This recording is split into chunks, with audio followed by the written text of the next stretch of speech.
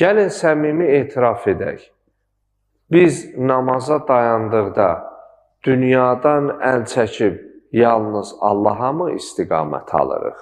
Dünya unudulub yalnız axirət mi yada düşür?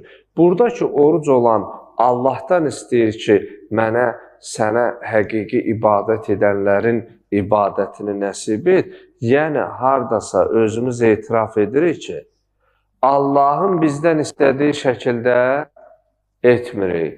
Hələ fikrimiz namaz üstə yayınır bir yana, amma bəzən yəqin ki, bəzilərimizin, çoxlar demirəm, amma bəzilərimizin əminəm ki, bu hal başına gəlib ki, namazı qılıb qutarandan sonra neçə rəkət qıldım, hansı namazı qıldım. Məsələn, sübh namazına dayananda axşam namazını, günortanı niyyət eləyənləri hələ demirəm.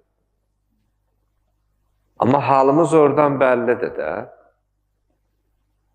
Ona görə oruc olan öz halını dərk etdiyindən Allaha bugün belə bir duayla üz tutur ki, İlahi, bugün mənə, sənə həqiqi ibadət edənlərin ibadətini etməyi nəsib et. Yəni, mən etiraf edirəm, namazım o namaz deyil, mən o bəndə deyirəm, amma gəlmişəm, başqa yola getməmişəm.